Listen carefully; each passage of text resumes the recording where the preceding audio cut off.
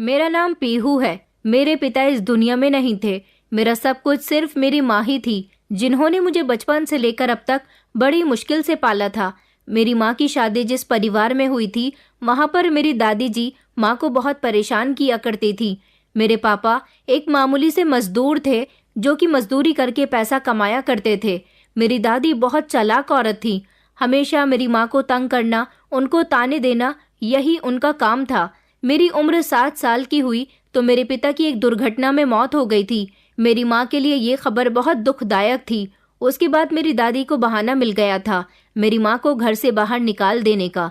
उन्होंने कहा कि तेरा और तेरी बेटी का अब हमसे कोई रिश्ता नहीं है। उन्होंने इतनी ढेर सारी बातें माँ को सुनाई और धक्के मारकर उनको घर से निकाल दिया। उसके बाद मैं और मेरी माँ बेसहारा हो गए थे। माँ मुझे अपनी माँ के घर लेकर आ गई थी। मेरी माँ का कोई भाई नहीं था, वो अपने माता पिता की इकलौती बेटी थी। मेरी नानी तो इस दुनिया से जा चुकी थी, मगर नाना जी अभी जिंदा थे। माँ और मैं नाना जी के घर पर रहने लगे थे। नाना जी जब तक जिंदा थे तब तक उन्होंने हम दोनों माँ बेटी का बहुत ख्याल रखा था। लेकिन वक्त बढ़ता गया और उम्र के आखिरी हिस्से में आकर मेरे नाना जी ने भी जिंदगी से मुंह मोड़ लिया था। उसके बाद हम दोनों माँ बेटी पूरी तरह से अकेले हो गए थे। हम उनके घर में तो रहते थे, मगर हमें कमाकर खिलाने वाला कोई भी नहीं था। अब मेरी उम्र 14 साल हो चुकी थी। मुझे पढ़ने लिखने का बहुत शौक था। पहले तो मेरे नाना जी ने मेरा एडमिशन करवाया हुआ था और वही मेरी पढ़ाई का खर्चा उठा रहे थे। लेकिन उनके जाने के बाद पूरे 1 साल तक हमारे घर में बहुत तंगी रही थी। मेरी 1 साल की पढ़ाई खराब हो चुकी थी, मगर मैं माँ से रो रो कर कहती रहती थी कि मुझे आगे पढ़ना है। अपनी इकलौती बेटी की पढ़ाई पूरी करने के लिए और 2 वक्त की रोटी के लिए माँ ने लोगों के घरों में काम करना शुरू कर दिया था। इस तरह हमारे घर का गुजारा होने लगा था। माँ हर महीने मेरे स्कूल की फीस दे दिया करती थी।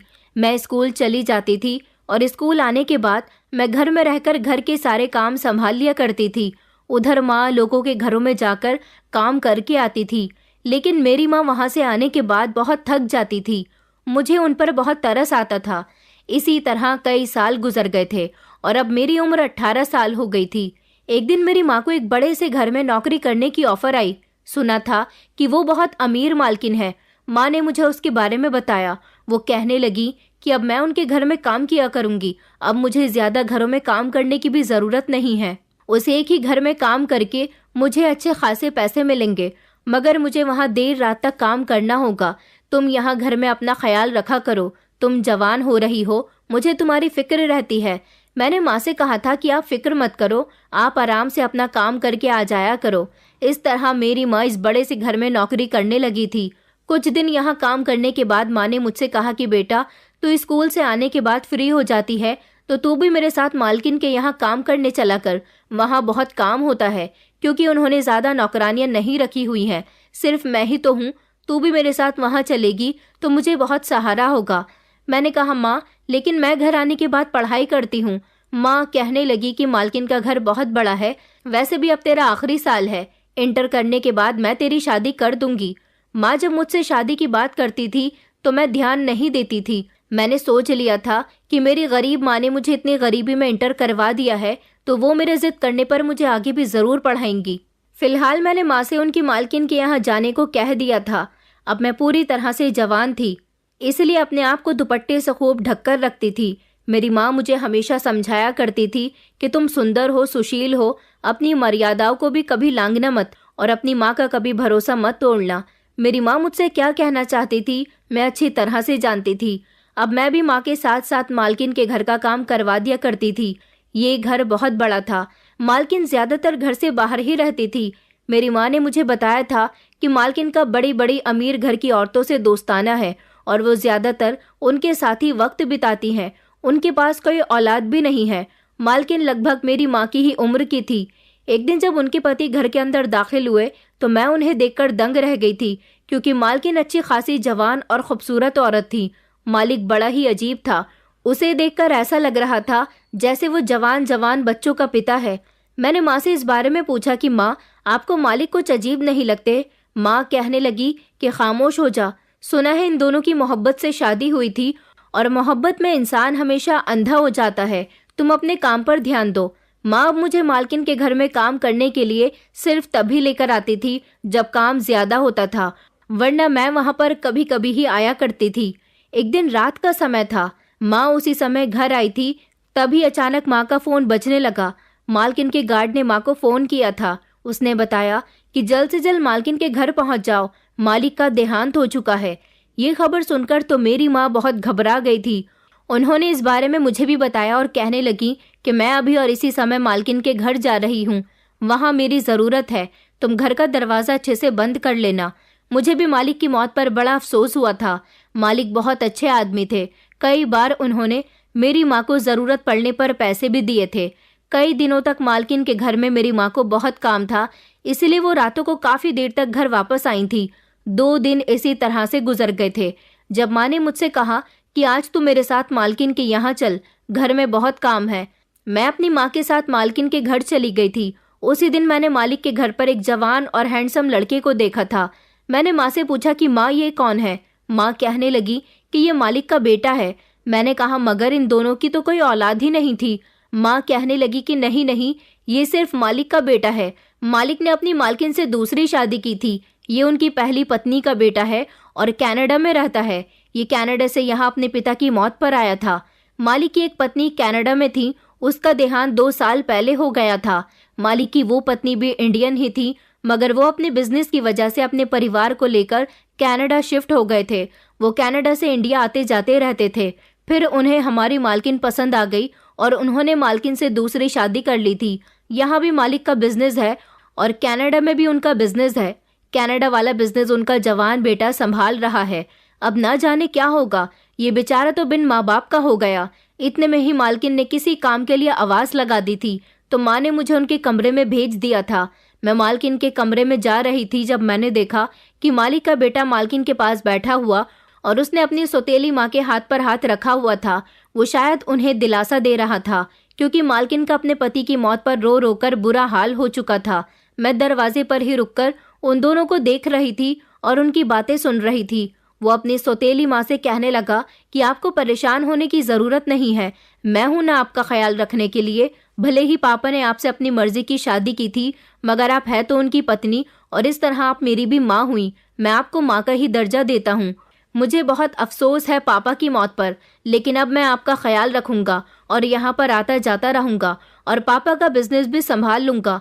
मालकिन रोते हुए कहने लगी कि बेटा तुम क्या क्या करोगे, तुम बहुत अच्छे हो, तुम यहाँ अपने पिता की मौत पर अपनी नाराज़गी ख़त्म करके आए, मुझे बहुत अच्छा लगा।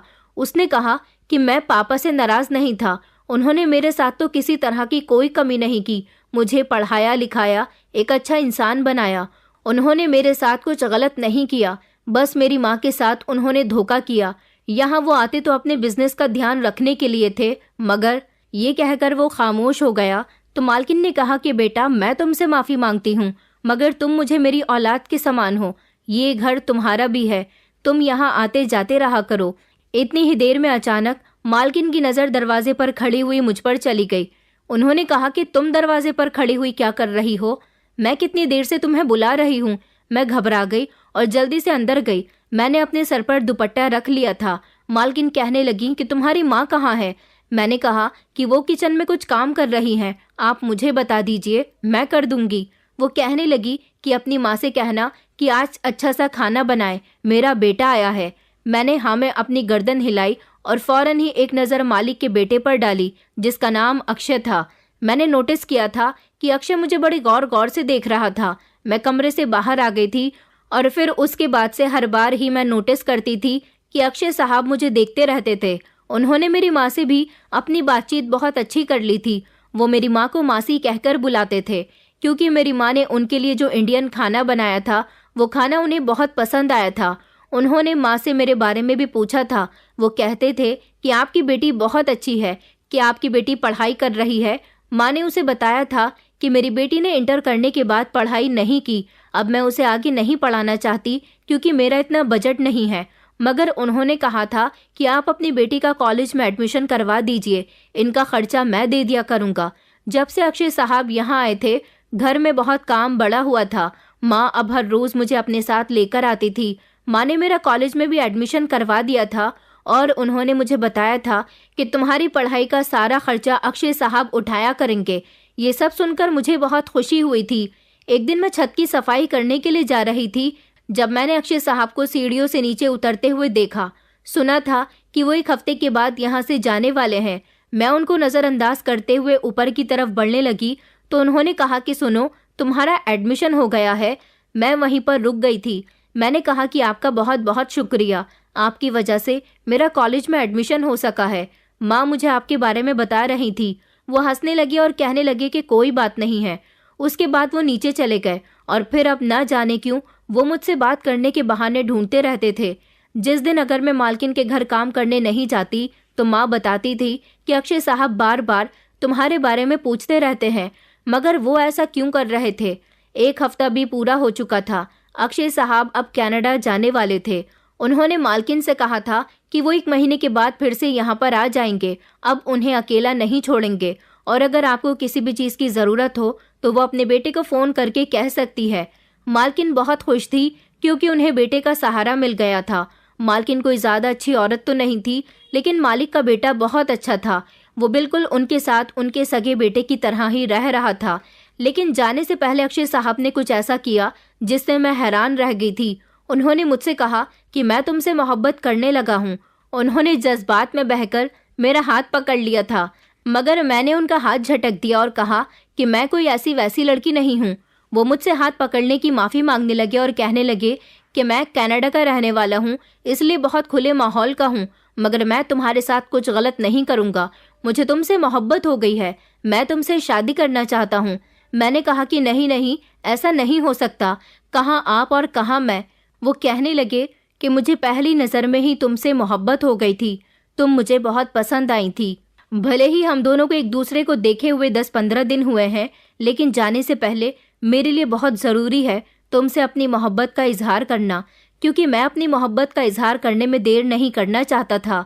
तुम सोचकर जवाब दे देना, मैं अगली बार आऊँगा तो मुझे तुम्हारे जवाब का इंतज़ार रहेगा। ये कहकर वो वहाँ से चले गए थे, मगर वो मुझे सोच में डाल गए थे। मैं गहरी सोच में डूबी रहती थी।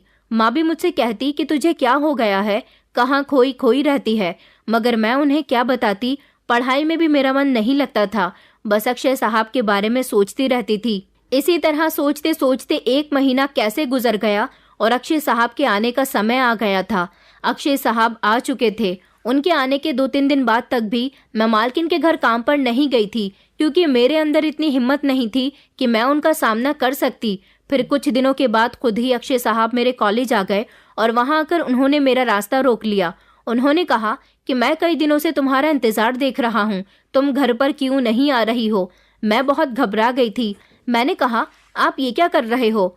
तो वो कहने लगे कि मैं तुमसे बात करना चाहता हूँ, तुम मुझे कहीं दिखाई ही नहीं दे रही हो। मैं तुम्हारे घर भी गया था तो वहाँ पर ताला लगा हुआ था। फिर मुझे याद आया कि तुम ज़रूर अपने कॉलेज में होगी, इसलिए मैं तुमसे मिलने के लिए आ गया।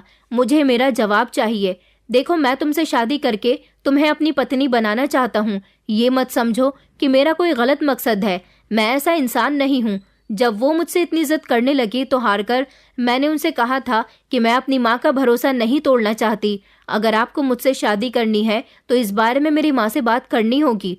वो इस बात पर भी राजी हो गए थे और फिर रात के समय बहाने से माँ को खुद ही घर ड्रॉप करने के लिए आ गए और घर के अंदर आने के बाद माँ से मेरा हाथ मांगने के लिए कहा। ये बात सुनकर मेरी माँ चौंक गई थी। उन्होंने कहा था कि मैं आपकी बेटी को बहुत खुश रखूंगा, मैं उसको चाहने लगा हूँ। मैं पीहू जैसे सिंपल लड़की से ही शादी करना चाहता था। मेरी माँ ने कहा था कि मुझे तो यकीन ही नहीं हो रहा। उन्होंने कहा कि आपको यकीन करना होगा, मैं आपकी बेटी को अपनी पत्नी बनाना चाहता हूँ। मैं अपने फैसले खुद करता हूँ, मुझे किसी की ज़रूरत नहीं है, इसलिए खुद ही आपसे अपनी और पीहू की शादी की बात करने के लिए आ गया हूँ। मेरी माँ तो फौरन ही इस रिश्ते के लिए तैयार हो गई थी। ऐसी कौन सी माँ होगी जो अपनी औलाद का भला नहीं सोचेगी। मेरी माँ को तो साफ साफ नजर आ रहा था कि उनकी बेटी अक्षय साहब जैसे लड़के से शादी करने के बाद मलिकाओं जैसी जिंदगी गुजारेगी। अक्षय साहब को मेरी माँ का जवाब सुनकर बहुत अच्छा लगा था। उन्होंने घर जाकर इस बारे में मालकिन से भी बात कर ली थी, लेकिन मालकिन ने उनसे नाराजगी जाहिर की थी। उन्होंने कहा था कि तुम एक नौकरानी की बेटी से शादी करना चाहते हो, तुम दिखने में भी बहुत अच्छे हो, तुम्हारा कारोबार भी बहुत अच्छा है, तो फिर तुम्हें क्या सूझ रही है कि तुम ऐसी लड़की से शादी करो? तुम्हारे लिए तो बड़े से बड़े अमीर घर की लड़कियों के रिश्ते की लाइन लग जाएगी। उन्होंने कहा कि जी मैं जानता हूँ, मगर मुझे बड़े और अमीर घर की लड़की से शादी नहीं करनी। मुझे तो पीहू ही पसंद आ गई है और मैं उससे ही शादी करना चाहता हूँ। अक्षय साहब की सौतेली माँ ने उनको रोकने की काफी कोशिश की कि वो मुझसे शादी ना करें, मगर अक्षय साहब ने उनकी एक न सुनी। मेरी शादी अक्षय साहब के साथ कुछ ही दिनों के बाद तय हो गई थी। ये बात मेरी माँ और मैं भी जानते थे कि अक्षय साहब की माँ इस शादी से खुश नहीं है, लेकिन शादी से एक दिन पहले ही ना जाने उनको क्या हो गया था कि वो हमारे घर आई और उन्होंने घर आते ही मेरा माथा चूमकर मुझे प्यार किया था और कहने लगी कि मुझे जल्द ही अपनी बहू को अपने घर लेकर जाना है। माँ मालकिन को चौंक कर देखने लगी थी, क्योंकि मालकिन ने माँ से भी कहा था कि तुम्हारी बेटी का अक्षय के साथ कोई जोड़ नहीं है, इसलिए खुद ही इस रिश्ते से इनकार कर दो। और मेरी माँ ने अक्षय साहब को समझाने की भी कोशिश की थी, मगर वो नहीं समझे थे। अब जब वो हमारे घर पर आई थी तो उनका एक अलग ही रूप था। उन्होंने कहा कि अक्षय भले ही मेरा सौतेला बेटा है, लेकिन उसकी पसंद पीहू है, तो अब मैं क्या कर सकती हूँ। मैं रिश्ते के लिए मान गई हूँ। उनका इस तरह अचानक रिश्ते का मान जाना कुछ बड़ा ही अजीब था, मगर मैं खुश थी कि उनकी मर्जी से अब ये शादी होने जा रही थी। मैं कमरे में मौजूद थी। थोड़ी देर उन्होंने मुझसे बातचीत की थी और फिर उसके बाद उन्होंने मुझे कमरे से जाने का कहा। वो मेरे लिए बहुत सारे गिफ्ट्स लेकर आई थी। उन्होंने कहा था कि मुझे तुम्हारी माँ से कुछ ज़रूरी बात करनी है, तुम कमरे से बाहर चली जाओ। इसलिए मैं कमरे के बाहर आ गई थी, मगर मुझे ये नहीं पता था कि मालकिन और मेरी माँ के बीच आपस में ऐसी भी क्या बातचीत हो रही है। आधे घंटे तक वो लोग कमरे में बैठी आपस में बातें करती रही थी। मालकिन तो हंसती मुस्कुराती और खुशी खुशी मुझे गले लगाती हुई घर से चली गई थी, लेकिन मेरी माँ का चेहरा उदास था। मैंने माँ से कहा, माँ क्या हुआ है? मालकिन ने आपसे क्या बात की थी? माँ मुस्कुराई और कहने लगी कि कुछ नहीं बेटा, बस ऐसे ही। अच्छा तू अब अपनी शादी की तैयारियां कर। मैं तो बहुत खुश हूँ। सारी जिंदगी मैंने तेरे लिए बहुत सारी मेहनत की है। जितना तुझे मिला तूने उसी में गुजारा किया। तेरी कोई ख्वाहिश भी कभी पूरी नहीं हुई, मगर अब जिस घर में तू जाने वाली है वहां तुझे अपनी ख्वाहिशें पूरी करने के लिए तरसना नहीं पड़ेगा। अक्षय साहब ने मुझसे वादा किया था कि वो शादी के बाद भी मेरी पढ़ाई जारी रखेंगे। मेरी शादी अक्षय साहब के साथ हो गई थी। इस बीच माँ शब्दों से तो बार बार यही जाहिर कर रही थी कि वो बहुत खुश है, लेकिन उनका चेहरा बहुत उदास हो रहा था। मालकिन मेरे लिए गिफ्ट्स के साथ साथ एक बड़ा सा बैग भी लेकर आई थी और उन्होंने कहा था कि ये बैग मैं खास तुम्हारी माँ के लिए लेकर आई हूँ। मुझे उस बैग की याद आई तो मैंने माँ से कहा था कि माँ, मालकिन आपके लिए क्या लेकर आई थी? माँ ने कहा कि कुछ नहीं, उसमें उनके कुछ पुराने कपड़े थे। माँ की बात सुनकर मैंने इस बात को इग्नोर कर दिया था, क्योंकि मालकिन अक्सर अपने घर का पुराना सामान और कपड़े हमें इस्तेमाल करने के लिए दे दिया करती थी। अक्षय खुद ही मुझे अपने साथ शॉपिंग करने के लिए ले गए थे। उधर घर में मालकिन शादी की सारी तैयारी कर रही थी और फिर मेरी शादी का दिन भी आ गया था। शादी वाले दिन मैं तैयार होकर बहुत सुंदर लग रही थी। माँ की आंखों में आंसू आ गए और वो कहने लगी कि आज अपनी बेटी को राजकुमारी वाले कपड़ों में देखकर मुझे बहुत खुशी हो रही है।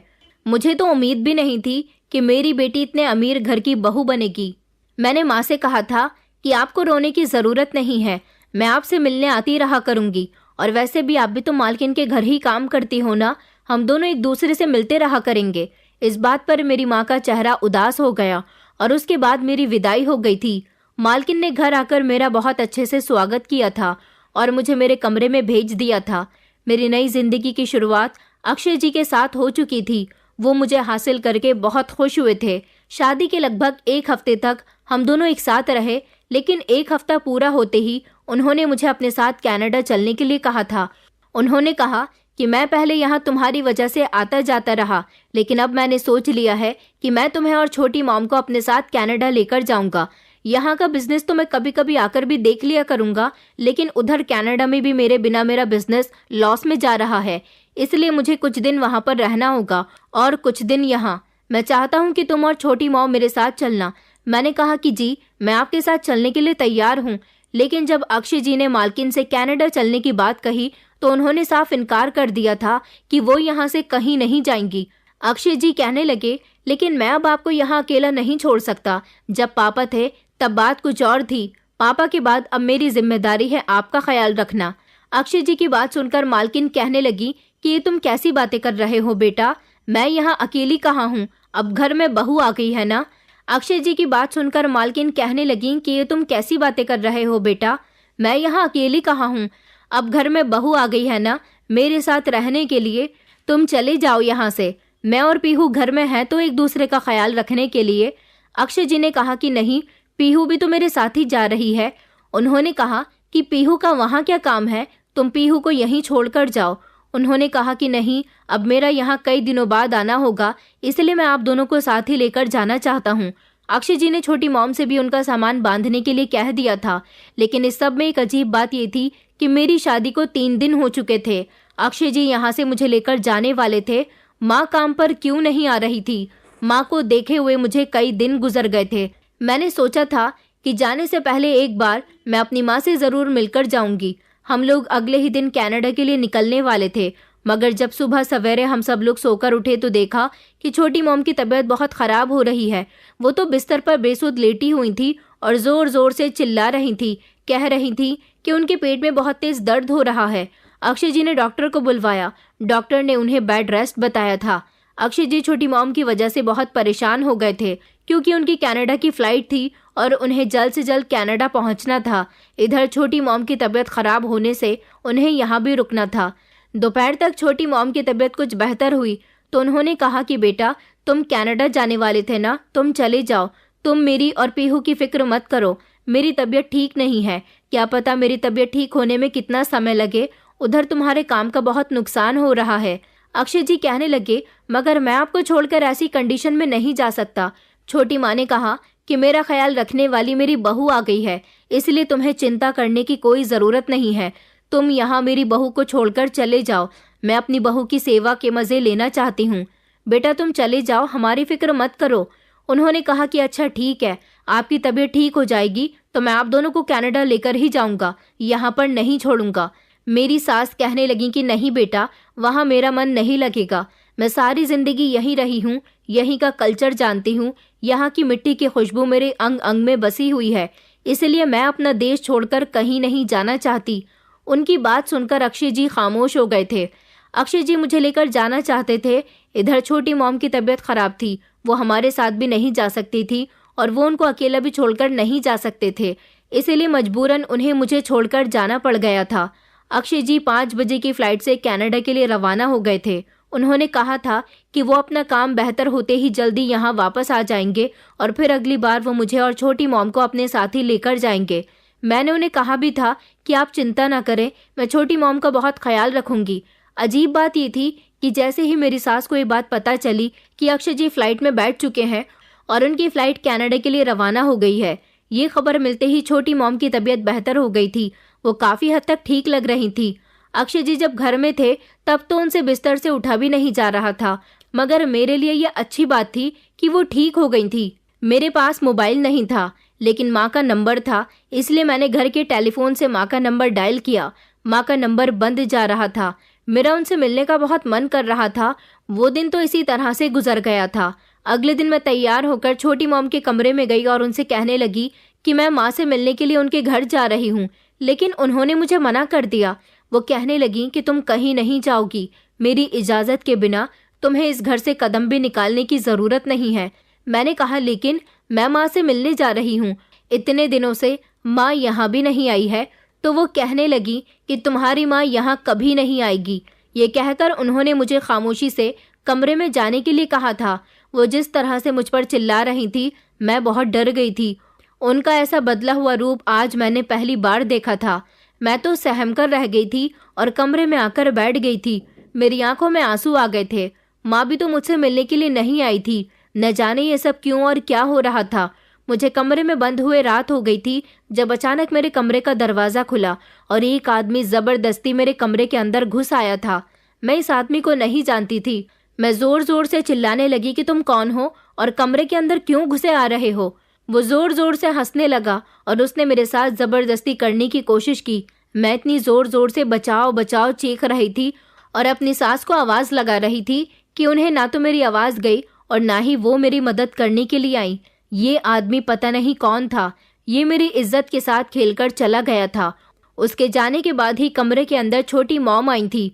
मुझे लगा कि उन्हें मेरी हालत पर तरस आएगा, मगर वो तो मुझसे कहने लगी कि अब तुम्हें इस सब की आदत डालनी होगी, क्योंकि अब तुम्हारे साथ यही सब कुछ हुआ करेगा। उनकी बात सुनकर मैं दंग रह गई थी। मैंने कहा, इसका मतलब कि आप जानती थी कि वो आदमी मेरे साथ क्या करके गया है? तो वो कहने लगी कि हाँ, उसे मैंने ही तो इस कमरे में भेजा था। आखिर मैंने उससे तुम्हारी अच्छी कीमत जो वसूल की है। मैंने कहा, ये आप क्या कह रही हो? ऐसा नहीं हो सकता। तो वो कहने लगी कि हाँ, अब ऐसा ही होगा। मैं उनके पास गई। मैंने कहा, आप ये सब कुछ क्यों कर रही हो? अक्षय जी आएंगे तो मैं उनको सब कुछ बता दूंगी। मेरे इतना कहने पर उन्होंने मेरे गाल पर एक जोरदार थप्पड़ मार दिया और मुझे धक्का देकर बिस्तर पर गिरा दिया। कहने लगी कि अगर तूने किसी को भी कुछ भी बताने की कोशिश की तो अच्छा नहीं होगा। वो मेरे कमरे का दरवाजा बाहर से बंद करके चली गई थी। उन्होंने मुझे इस कमरे में कैद कर दिया था। मैं जोर जोर से चीख रही थी, चिल्ला रही थी, उनसे दरवाजा खोलने को कह रही थी, मगर उन्होंने तो मुझे कमरे में बंद कर दिया था। उन्होंने मेरे साथ ये सब कुछ जानबूझकर किया था। मेरे कुछ समझ नहीं आ रहा था कि मैं क्या करूं। अगले दिन फिर से एक नया आदमी कमरे के अंदर दाखिल हुआ और उसने भी मेरे साथ वही सब कुछ किया। वो मेरी इज्जत के साथ खेलकर चला गया। उसने बहुत ज्यादा शराब पी हुई थी। उसने मुझे बुरी तरह से मारा भी था। मेरा शरीर जख्मी हो गया था। यहाँ मुझे कोई बचाने वाला नहीं था। कई दिन इसी तरह से गुजर गए थे और मैं हर रात एक नए आदमी की हवस का शिकार हो जाती थी। कोई मेरे साथ मारपीट करता तो कोई मुझे बुरी तरह से नोच डालता था। छोटी मॉम ने मेरी माँ की जगह अब कोई नई नौकरानी रख ली थी जो मुझे कमरे के अंदर खाना देने के लिए आती थी। मैं उस खाने को नहीं खाती तो छोटी मॉम फिर से मुझे बहुत मारती थी और जबरदस्ती खाना खाने के लिए कहती। मेरा मुंह दबोचकर वो कहती थी कि अगर तूने खाना नहीं खाया और तू जिंदा नहीं रही तो मैं अक्षय को क्या जवाब दूंगी? मैं तुझे जान से मार दूंगी अगर तूने किसी को कुछ भी बताया। वो मेरा मुंह दबोचकर कहती थी कि अगर तूने खाना नहीं खाया और तू जिंदा नहीं रही तो मैं अक्षय को क्या जवाब दूंगी? मैं तुझे और तेरी माँ को जान से मार दूंगी अगर तूने किसी को भी कुछ भी बताया तो, और यहाँ से भागने की कोशिश भी की तो, क्योंकि तेरी माँ मेरे कब्जे में है। मेरे तो दिन रात रोते रोते ही गुजर रहे थे। कई दिन गुजर गए थे मगर अभी तक अक्षय जी का कोई अता पता नहीं था। वैसे भी वो 1 महीने का कहकर गए थे और अभी तक 1 महीना पूरा होने में काफी समय था। मैं माँ को भी बहुत याद किया करती थी। मेरी हालत बहुत बुरी हो गई थी। मेरे शरीर पर बहुत सारी चोटों के निशान आ गए थे। एक दिन कमरे के अंदर छोटी मॉम आई और मुझसे कहने लगी कि कल अक्षय आ रहा है। ये खबर सुनकर मेरे चेहरे पर एक अजीब सी मुस्कुराहट आ गई थी। उन्होंने कहा कि ज्यादा खुश होने की जरूरत नहीं है। अगर अक्षय तुमसे पूछे कि मुझसे फोन पर बात क्यों नहीं करती हो तो तुम्हें कहना है कि मुझे काम से फुर्सत नहीं मिलती। वो मुंह बिगाड़ते हुए कहने लगी कि पता नहीं अक्षय यहाँ पर क्यों आ रहा है। उसने तो 1 महीने का कहा था और अब 15 दिन में ही एक चक्कर लगाने आ रहा है। उन्होंने मुझसे खास तौर पर कहा था कि मैं अपने शरीर को अच्छी तरह से ढककर रखूं ताकि मेरे शरीर पर लगी चोटों के निशान उनके सामने न आ जाएं। उन्होंने मुझे कहा था कि अगर तुमने मेरा कहना नहीं माना तो तुम्हारे लिए अच्छा नहीं होगा। छोटी मॉम मेरे साथ जो सब कुछ कर रही थी उससे मैं पहले ही बहुत डर गई थी, इसलिए मेरे अंदर इतनी हिम्मत नहीं थी कि मैं उनकी बात ना मानकर अपने आप को और अपनी माँ को और ज्यादा मुश्किल में डाल देती। वो हद से ज्यादा चालाक और जालिम औरत थी। ये औरत मेरे जरिए पैसे कमा रही थी और अब चाहती थी कि उनकी सच्चाई किसी के सामने न आए। अक्षय जी के आने से 1 रात पहले उन्होंने कोई भी कस्टमर घर में नहीं बुलाया था और मुझे ठीक से रहने को भी कहा था ताकि अक्षय जी को मेरी हालत देखकर किसी तरह का कोई शक न हो जाए। छोटी मॉम ने मुझसे कहा था कि तुम्हें अपने पति से भी दूर रहना है, उससे सिर्फ दूर दूर से बात करनी है, उसे अपने करीब नहीं आने देना। तुम्हारे शरीर पर लगे निशान देखकर वो समझ जाएगा कि तुम्हारे साथ कुछ गलत हुआ है। अगले दिन जब अक्षय जी घर आए तो उनको देखकर मेरी आंखों में आंसू आ गए थे। मैं उनको देखकर बहुत रोई थी। उन्हें लगा कि मैं उनको इतने दिनों बाद देखकर रो रही हूँ, मगर वो नहीं जानते थे कि मैं किस तकलीफ से गुजर रही हूँ। घर में इस नई नौकरानी को देखकर भी वो चौंक गए थे। उन्होंने मेरे ही सामने छोटी मॉम से सवाल किया था कि आपने नई नौकरानी रख ली है, मासी वो कहाँ है? छोटी मॉम कहने लगी कि बेटा, पीहू की माँ ने खुद ही यहाँ से आने के लिए मना कर दिया। उसका कहना है कि ये घर अब मेरी बेटी का ससुराल हो गया है, इसलिए मैं यहाँ पर काम नहीं करूँगी। उसने अपने लिए कहीं दूसरी जगह नौकरी तलाश कर ली है। अक्षय जी ने मेरी तरफ देखा और कहा कि पीहू, तुमने अपनी माँ को समझाया नहीं? वो यहाँ पर कई सालों से नौकरी करती आ रही है, उन्हें दूसरी जगह नौकरी तलाश करने की क्या जरूरत थी? इतने में ही छोटी माँ मेरे सामने आ गई और कहने लगी, अच्छा तुम पीहू से सवाल करने बंद करो और आराम से बैठो। मैंने नौकरानी से खाना लगाने के लिए कहा है। आते ही उस बेचारी से सवाल जवाब करने शुरू कर दिए। देखा नहीं तुम्हारी याद में बेचारी कितनी कमजोर हो गई। खाना खाने के बाद हम दोनों कमरे में चले गए थे। मेरे चेहरे पर ना तो हंसी थी और ना ही मैं ज्यादा अक्षय जी से बातचीत कर रही थी, क्योंकि ऐसा करने से मुझे छोटी मॉम ने मना किया हुआ था। अक्षय जी ने जब मुझे इतना खामोश और उदास देखा तो कहने लगे कि क्या हुआ, तुम्हारी तबीयत ठीक नहीं है क्या? वो मेरे करीब आए थे और उन्होंने मेरे माथे को हाथ लगाया था। तभी मैं झट से पीछे हो गई और मैंने कहा कि नहीं, मुझे कुछ नहीं हुआ, बस मुझे नींद आ रही है। वो कहने लगे कि मैं तुमसे यहाँ मिलने के लिए आया हूँ और तुम्हें नींद आ रही है। मैं उनके कहने की खातिर बिस्तर पर बैठ गई थी। वो मेरा हाथ पकड़कर कहने लगे कि इस दुनिया में मैं सबसे ज्यादा प्यार अपने माता पिता से करता था। उसके बाद अगर मुझे कोई प्यारा है तो वो तुम हो। जब मेरी उम्र 6 साल थी तब मेरे माता पिता कनाडा शिफ्ट हो गए थे। वहां जाकर मेरे पापा अपने बिजनेस की वजह से यहाँ आते जाते रहते थे। फिर धीरे धीरे मैं बड़ा होता गया। जब मैं 15 साल का था, जब पापा यहाँ आते और फिर वहाँ वापस कई कई दिनों में जाते थे, मैं उनको याद करता रहता था। पापा मुझे और मेरी मम्मी को तो जैसे भूलते जा रहे थे। फिर एक वक्त ऐसा आया जब हमें पता चला कि पापा ने यहाँ इंडिया में दूसरी शादी कर ली है और वो अपनी पत्नी के साथ ही ज्यादातर वक्त बिताते हैं। तभी तो कनाडा नहीं आना चाहते। वो वक्त मेरे लिए और मेरी मम्मी के लिए बहुत ही कड़ा वक्त था, क्योंकि कोई भी औरत अपने पति के आगे अपनी जगह दूसरी औरत को बर्दाश्त नहीं कर सकती। ये सब कुछ बहुत दुखदायक था, मगर फिर भी पापा छोटी मॉम से शादी कर चुके थे। फिर धीरे धीरे मैं बड़ा होता गया। मेरी मम्मी ने भी इस बात पर सब्र कर लिया था कि अब उनकी सौतन आ गई है। मम्मी बीमार रहने लगी और फिर एक दिन वो भी इस दुनिया को छोड़कर चली गई। पापा ने मम्मी के मरने के बाद कनाडा पूरी तरह से आना जाना छोड़ दिया था। मैंने अपनी पढ़ाई पूरी करने के बाद पापा का कनाडा वाला बिजनेस संभाल लिया था। अब पापा बेफिक्र हो गए थे। मुझे पता चला था कि पापा ने छोटी मॉम से शादी क्यों की। दरअसल मेरे पापा अमीर बाप के एक बिगड़े हुए बेटे थे, जो शुरू से ही गलत औरतों के साथ कांटेक्ट रखते थे, अपने पैसे का गलत औरतों पर इस्तेमाल करते थे, उनके साथ रातें गुजारते थे। लेकिन कनाडा जाने के बाद मेरे पापा पूरी तरह से सुधर गए थे। कुछ समय के बाद जब वो जल्दी जल्दी अपने बिजनेस के लिए यहाँ आते रहे, तब फिर से उन्हें अपनी पुरानी यादें ताज़ा करने की सूझी और फिर से उन्होंने वही सब कुछ करना शुरू कर दिया।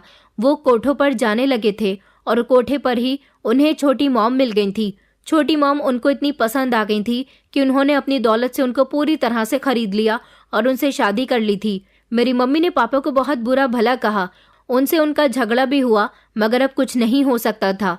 पापा उनको अपनी जिंदगी में पत्नी की अहमियत दे चुके थे। मैंने भी छोटी मॉम को एक्सेप्ट नहीं किया था, लेकिन पापा के मरने के बाद मुझे एहसास हुआ कि पापा छोटी मॉम से प्यार करते थे, वो भी उनकी पत्नी थी। इसलिए मुझे उनके जाने के बाद उनकी दूसरी पत्नी का ख्याल रखना होगा। अक्षय जी की आंखों में आंसू थे और वो अपने पिता की कहानी मुझे सुना रहे थे। अब मुझे समझ आया था कि ये औरत कितनी घटिया है। ये औरत एक गंदी जगह से आई है, तभी तो इसने मुझे भी उसी रास्ते पर उतार दिया। मैंने रोना शुरू कर दिया था। अक्षय जी मेरे रोने पर घबरा गए और मुझसे पूछने लगे कि तुम्हें क्या हुआ है। मैंने कहा कि कुछ नहीं, मेरी तबीयत ठीक नहीं है। ये कहकर मैं करवट लेकर लेट गई थी। 2-3 दिन अक्षय जी मेरे साथ रहे। मैंने उन्हें अपने करीब नहीं आने दिया। उन्हें इस बात पर गुस्सा भी आ रहा था कि मैं ना तो उन्हें वक्त दे रही हूँ, ना मैं उनसे ठीक से बात कर रही हूँ, ना उनके जाने के बाद उनसे फ़ोन पर बात करती हूँ। इस सब से वो मुझसे बहुत नाराज़ हो गए थे और फिर से वो कनाडा चले गए। अब की बार उन्होंने कहा था कि वो मेरी खातिर 1 महीने से पहले आए थे, लेकिन मैं सही करती रही तो वो 1 महीना नहीं बल्कि उसके बाद भी आ सकते हैं। मुझे बिल्कुल भी अच्छा नहीं लगा था कि मैंने अपने पति को नाराज़ करके भेज दिया था, मगर मेरे साथ जो हो रहा था उसे मैं खामोशी से बर्दाश्त कर रही थी। मैं ये किस तरह के नर्क में फंस गई थी। मुझे यहाँ से बाहर निकलना था। मैं हर रात इस तरह की तकलीफ को बर्दाश्त नहीं कर सकती थी। उनके जाने के बाद छोटी मॉम ने फिर से मेरे साथ वही सब कुछ करना शुरू कर दिया था। मैं कमरे में बंद होकर बस रोती रहती थी।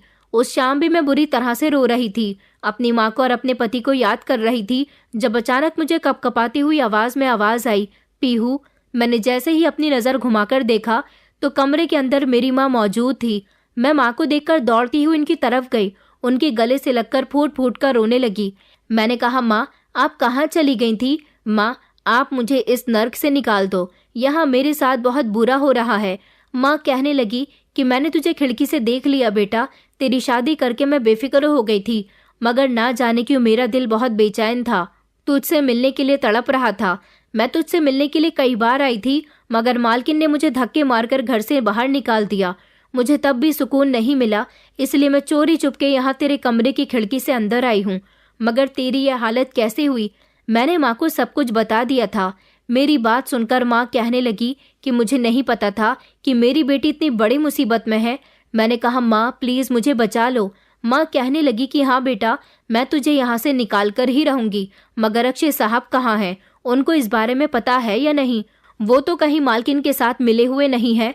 मैंने कहा कि नहीं माँ, वो ऐसे नहीं है, वो तो कनाडा गए हुए हैं। उनके जाने के बाद ही तो मालकिन ने यह सब कुछ किया है। वो तो महीने में एक बार ही आते हैं। माँ कहने लगी, तू फिक्र मत कर, मैं तुझे यहाँ से निकाल लूंगी। मैंने कहा, माँ मुझे अपने साथ ले चलो। वो कहने लगी कि बेटा, मैं तुझे अपने साथ इस तरह नहीं लेकर जा सकती। ये औरत बहुत खतरनाक है, ये तेरे साथ कुछ भी कर सकती है। मैं अभी जाती हूँ, मगर तू फिक्र मत करना, मैं तुझे बचाकर रहूंगी। इतनी ही देर में किसी के कमरे की तरफ आने की आवाज आई तो माँ जिस रास्ते से कमरे के अंदर आई थी उसी रास्ते से वापस चली गई थी। माँ ने कहा था कि ये औरत बहुत पैसे वाली है, अगर मैं तुझे यहाँ से ले भी गई तो ये तुझे कहीं से भी ढूंढ निकालेगी और फिर हम लोग कुछ भी नहीं कर सकेंगे। मेरी माँ वहां से चली गई थी। इतनी ही देर में कमरे के अंदर छोटी मॉम आई और कहने लगी कि कमरे के अंदर कौन आया था? मैंने कहा कि कोई भी नहीं आया था। तो उन्होंने मुझे बालों से पकड़ लिया और कहने लगी कि मुझसे झूठ बोलती हो, मुझे पता है कि यहाँ मैंने किसी के बोलने की आवाज़ सुनी थी। वो चलती हुई खिड़की की तरफ आई और कहने लगी कि खिड़की में ताला नहीं है, इसका मतलब यहाँ कोई आया था। उन्होंने मेरे मुंह पर थप्पड़ मारा तो मैंने उन्हें बता दिया था कि मेरी माँ आई थी। वो कहने लगी कि अच्छा तो ठीक है, तुम अपनी माँ के घर मेरे साथ चलो। मैंने कहा कि आप मेरे साथ अच्छा नहीं कर रही हो, मैंने माँ को सब कुछ बता दिया है, माँ मुझे बचा लेंगी। तो वो कहने लगी, तुम्हारी माँ तुम्हें कैसे बचा सकती है? वो तो खुद तुम्हें यहाँ बेच कर गई थी। उन्होंने अक्षय से तुम्हारी शादी करवाने पर मुझसे 50 लाख रुपए वसूल किए हैं। तुम्हारी माँ का कहना था कि शादी के बाद मेरी बेटी के साथ तुम जो चाहे कर सकती हो। मैं खुद अपनी बेटी को तुम्हारे हवाले कर रही हूँ, मगर मुझे उसकी कीमत चाहिए। उसने 50 लाख रुपए की डिमांड की थी और तुम्हारी शादी से पहले वो पैसे मैंने बैग में करके खुद तुम्हारी माँ को दिए थे और साथ साथ उससे मना भी कर दिया था कि उसे शादी के बाद हमारे घर आने की कोई ज़रूरत नहीं है। तभी तो तुम्हारी माँ यहाँ नहीं आती थी। मैंने कहा कि नहीं, मेरी माँ ऐसा नहीं कर सकती। वो कहने लगी कि तुम्हें यकीन नहीं आता तो तुम याद करो, मैं नोटों से भरा हुआ बैग खुद तुम्हारे घर पर लेकर गई थी। उस बैग में पूरे 50 लाख रुपए थे और अभी भी तुम्हारी माँ मुझसे पैसे लेती रहती है। अब मुझे उस बैग की हकीकत समझ आई थी। इसका मतलब मेरी माँ ने मुझसे झूठ बोला था। उस बैग में मालकिन पैसे लेकर आई थी और माँ ने कहा था कि उसमें पुराने कपड़े हैं। उसको माँ ने अपनी अलमारी में रख दिया था और फिर वो मुझे अपनी अलमारी के करीब भी नहीं जाने देती थी। अब मुझे सारी बात समझ आ गई थी। बस तभी से मुझे अपनी माँ से भी अब नफरत महसूस होने लगी थी कि क्या कोई माँ इतना भी खुदगर्ज हो सकती है जो पैसे के लिए अपनी बेटी को ऐसे नर्क में झोंक दे। मुझे अब माँ से उम्मीद नहीं थी कि वो मुझे बचा लेगी, क्योंकि अपनी माँ के पास जाने से बेहतर था कि मैं इसी नरक में पड़ी रहती। अब मैंने रोना धोना भी छोड़ दिया था और मैं खामोशी से वो सब कुछ करती रहती थी जैसा छोटी मॉम कहती थी। कई दिन इसी तरह से गुजर गए थे। मैं हर रात कमरे में आने वाले नए मर्द की हवस का शिकार बनती थी। मैंने अब रोना धोना भी छोड़ दिया था। मेरी किस्मत में बहुत बुरा हुआ था, लेकिन किस्मत तो किसी की भी कभी भी बदल सकती है। मैं इस बंद कमरे में ही अपने दिन और रात काट रही थी। अब की बार अक्षय जी भी घर नहीं आए थे, क्योंकि वो भी मुझसे नाराज थे। लगभग 2 महीने गुजर जाने के बाद एक समय मेरे लिए ऐसा आया जिसकी मुझे बिल्कुल भी उम्मीद नहीं थी। रात का समय था जब एक आदमी कमरे के अंदर आया था। उसने कमरे का दरवाजा जैसे ही अंदर से बंद किया, धड़ाम से दरवाजा खुल गया और वो आदमी जमीन पर गिर गया था। दरवाजा खोलने वाला इंसान अक्षय जी थे। उन्होंने उस आदमी को बुरी तरह से पीटना शुरू कर दिया। वहां पर पुलिस भी आ गई थी। पुलिस ने उस आदमी को अरेस्ट कर लिया था। साथ ही साथ उन्होंने अक्षय जी की सौतेली माँ के हाथ में भी हथकड़ियां पहना दी थी। ये सब मेरे लिए एक करिश्मा था। ये सब क्यों और कैसे हुआ था ये भी मुझे पता चल गया। पुलिस अक्षय जी की माँ और उस आदमी को अरेस्ट करके ले गई थी। मैं अक्षय जी के गले लगकर फूट फूट कर रोने लगी थी। उस दिन उनके सामने मेरी तकलीफ बयान हो गई थी। उन्होंने मुझसे कहा कि अब तुम्हें रोने की जरूरत नहीं है, मैं आ गया हूं ना, और तुम्हारे असल आरोपियों को अब सजा मिलेगी। मैंने कहा, मगर आपको ये सब कुछ कैसे पता चला? तो वो कहने लगे कि मैं जब भी छोटी मॉम से तुमसे फ़ोन पर बात करने के लिए कहता तो वो कहती कि तुम किसी न किसी काम में बिजी हो, और पिछली बार जब मैं यहाँ पर आया था तो तुम्हारा मूड मेरी तरफ से ठीक नहीं था। तभी मैं समझ गया था कि तुम्हें मुझसे मोहब्बत नहीं हुई है, इसलिए मैं तुमसे नाराज़ था और यहाँ नहीं आना चाहता था, मगर मेरा दिल नहीं मान रहा था। इसलिए अब की बार 1.5 महीना हो गया था।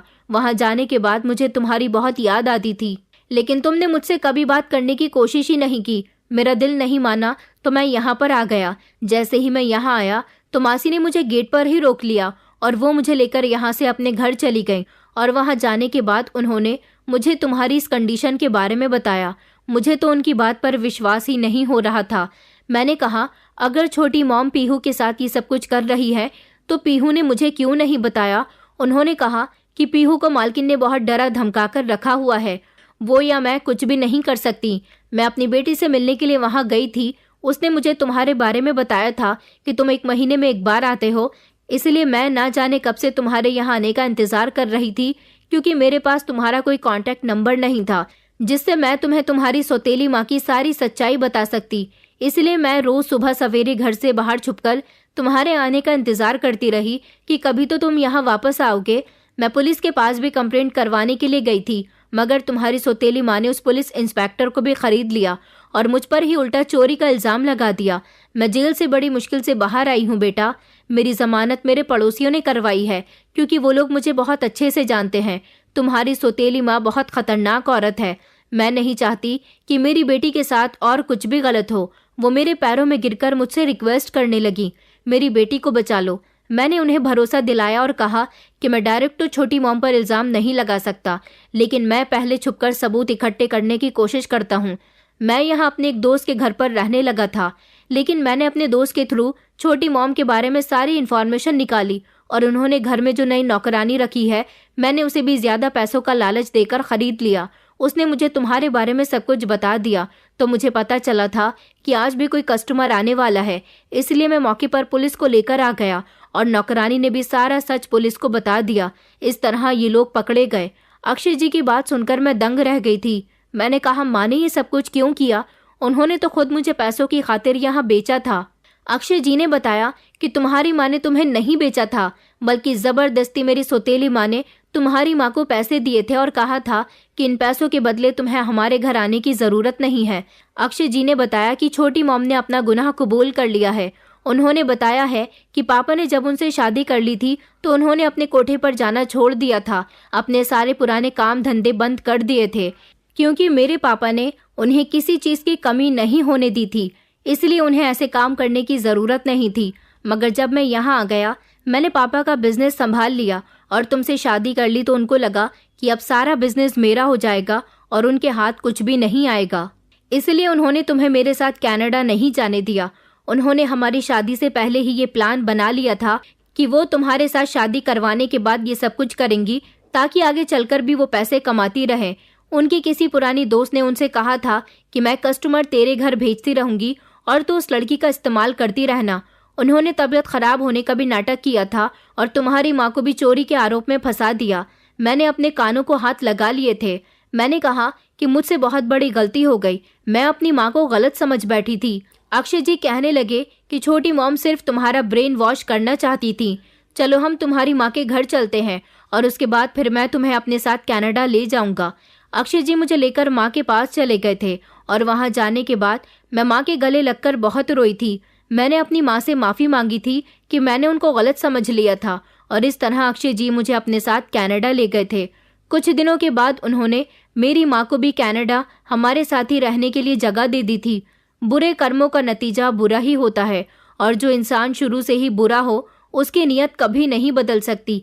गंदी नीयत रखने वाला इंसान अपने आप को बदल तो सकता है, मगर उसकी नीयत हमेशा खराब रहती है। इसीलिए ऐसे लोगों से सावधान रहें। दोस्तों, उम्मीद करती हूँ आपको हमारी कहानी पसंद आई होगी।